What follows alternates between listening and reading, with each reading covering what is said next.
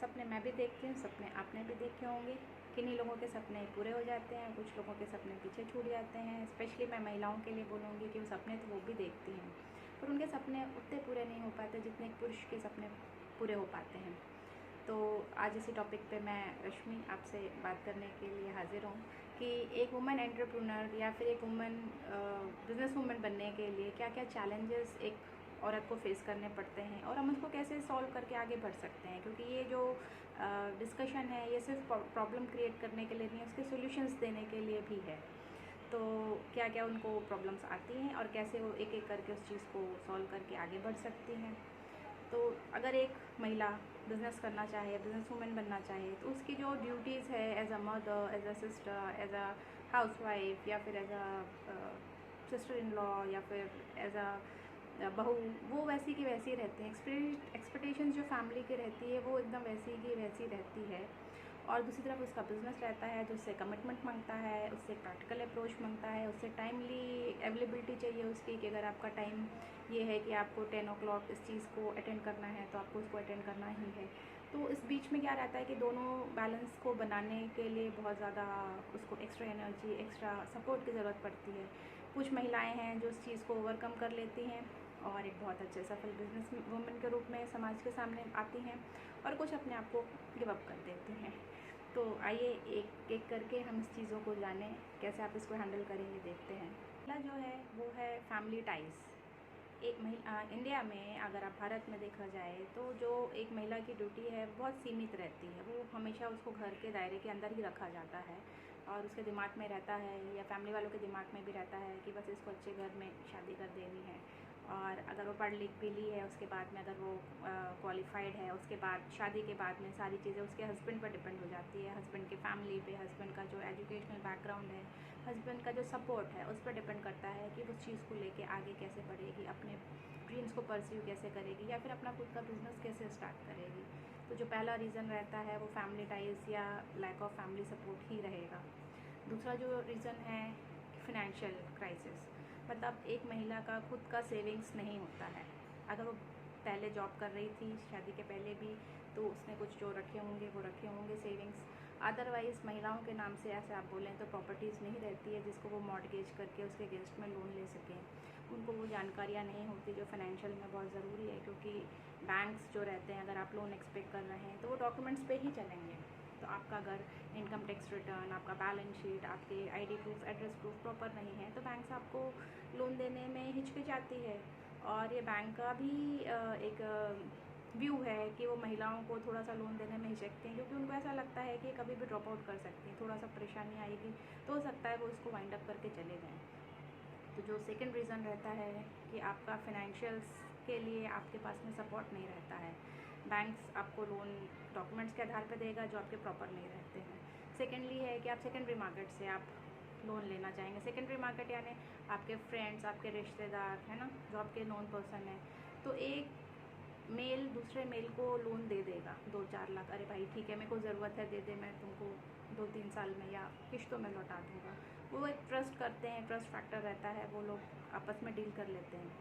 पर एक महिला अगर लोन लेना चाहे अपने रिश्तेदारों से, अपने फ्रेंड से, तो उसको लोन नहीं मिलता है, उसको कोई सपोर्ट नहीं करता है। ये जानते हुए भी कि वो कैलिबर है, वो उस चीज़ को कर सकती है, तो उस चीज़ को उस पर सपोर्टिव नहीं मिल पाता है। तो ये एक दूसरा रीज़न है कि उसको फाइनेंशियल क्राइसिस रहता है। तीसरा लैक ऑफ नॉलेज रहता है।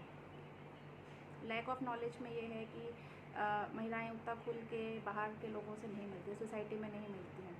तो जो उनका इकोनॉमी के प्रति रवैया है या फिर गवर्नमेंट की पॉलिसीज़ क्या है, ह्यूमन्स को क्या सपोर्ट मिल रहा है या क्या वो लोन्स ले सकते हैं, कौन कौन सी अपॉर्चुनिटीज़ उनके आसपास है, उस पर थोड़ा सा अगर वो विजिलेंट रहें, देख सकें, पहचान सकें कि हाँ ये देखो ये एक अपॉर्चुनिटी आ रही है, चलिए हम इसको सोचते हैं कि इसको कैसा करा जाए। तो ये सब चीज़ों में जानकारी ना होने की वजह से वो थोड़ा पीछे छूट जाती है। जो फैक्टर है मैं बोलूँगी लिमिटेड मोबिलिटी, लाइक घर में महिलाएं बहुत प्रोटेक्टेड रहती हैं, फैमिली रिस्ट्रिक्शंस रहते हैं, सोसाइटी रहती है उनकी, और फिज़िकल भी वो थोड़े से पुरुष से बहुत वीक होती हैं। डिपेंडेंसी टू ड्राइव, लाइक कहीं पे जाना है, हमको ड्राइविंग नहीं आती तो हम किसी और पे आधारित डिपेंड रहते हैं कि भाई हमको जाना है तो कोई हमको लेके जाए। तो ये सारी जो रहती है डिपेंडेंसी, टाइमिंग्स रहते हैं, आपके सिक्योरिटी रीजंस रहते हैं, कई जगह है जहाँ आपको पर्टिकुलर डे और नाइट पे ही जाना चाहिए, ज़्यादा सेफ़ रहता है। तो ये सारी चीज़ों के कारण भी महिलाएं सोचती हैं कि हम कैसे करेंगे, कभी हमको रात में जाना पड़े, हम कैसे जाएंगे, हमें ड्राइव करते नहीं आता। तो एक रीज़न ये भी होता है कि जिससे वो ड्रॉप आउट कर जाते हैं अपने बिजनेस आइडियाज़ को लेके। फिर lack of fear of failure. एक महिला को बहुत कम या फिर मैं बोलूँ एक ही चांस मिलता है अपने बिज़नेस को इस्टेब्लिश करने के लिए। वहीं पे अगर कोई पुरुष रहेगा और उसका बिज़नेस फेल हो गया है तो उसको दूसरा या तीसरा मौका भी मिलता है कि भाई ठीक है, आप फिर से ट्राई करिए, फिर से ट्राई करिए। तो उसमें क्या है कि अगर एक बार उसका बिज़नेस नहीं चला या बिज़नेस उतना ज़्यादा, लैक ऑफ एजुकेशन एक दूसरा फैक्टर है कि महिलाओं में क्वालिटी एजुकेशन ना होने की वजह से वो स्टॉक मार्केट, फाइनेंशियल मार्केट या फिर जो इनका इकोनॉमी है, गवर्नमेंट की पॉलिसीज़ कैसे चेंज हो रही है, ये सब चीज़ों से बहुत दूर रहती हैं। तो उनको एक्सपोजर नहीं मिलता है कि वो सब चीज़ों को समझें, या फिर अपने घर गृहस्थी के काम में इतनी उलझ जाती हैं कि वो इस सब चीज़ों में ध्यान नहीं दे पाती हैं। तो इसकी वजह से उनको लैक ऑफ नॉलेज की वजह से अपॉर्चुनिटीज़ जो उनके आसपास रहती है वो उसको जज नहीं कर पाते हैं, वो अपॉर्चुनिटीज़ उनसे छूट जाती हैं। एक और फैक्टर है मेल डोमिनेटेड सोसाइटी, इंडिया में तो है ही। तो जब महिला एक बिज़नेस के लिए आती है सामने, तो बहुत सारे चैलेंजेस को फेस करते हुए आती है। फियर ऑफ फेलियर मतलब फेल हो जाने का डर जो रहता है। बिज़नेस जो रहता है वो बहुत रिस्क भरा रहता है, हमेशा उसमें अप डाउन चलते रहते हैं। बहुत सारे जो हम चीज़ें सोच ही नहीं रहते हैं वो सारी चीज़ें बिज़नेस में आती है और उसको हमें एक एक करके टैकल करना पड़ता है। तो ये जो चीज़ें हैं, ये परेशानियाँ हैं, चाहे आप मेल हो चाहे फीमेल हो, अगर आप बिज़नेस में हैं तो आप दोनों के लिए समान रूप से आपको इफ़ेक्ट करेगी। तो उस चीज़ों को है कि दोनों को जो प्रभावित करेगी वो उतना ही करेगी, पर एक मेल के लिए बहुत ज़्यादा सपोर्टिव रहते हैं, बहुत ज़्यादा आप ये कहिए कि लर्निंग ज़्यादा रहती है उनको, या फिर उनको एक नॉलेज ज़्यादा रहती है, तो उससे वो ओवरकम कर जाते हैं।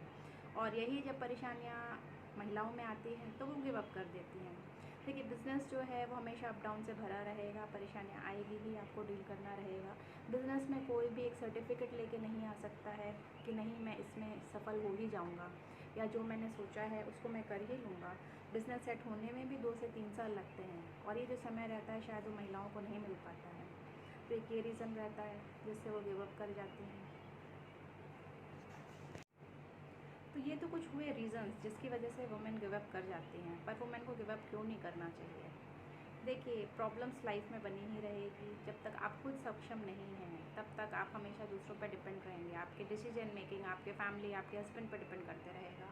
तो अगर आप खुद स्टेबल हैं, खुद अगर फाइनेंशियल आप केपेबल हो रहे हैं, तो आप अपने साथ अपने बच्चों को भी आप इस चीज़ों के बारे में एजुकेट कर रहे हैं कि भाई पढ़ाई ठीक है, पढ़ाई तो करना ही है, ज़रूरी है, बट आप एक बिज़नेस का, अपना खुद का उद्योग लगाने का माइंडसेट लेके आइए।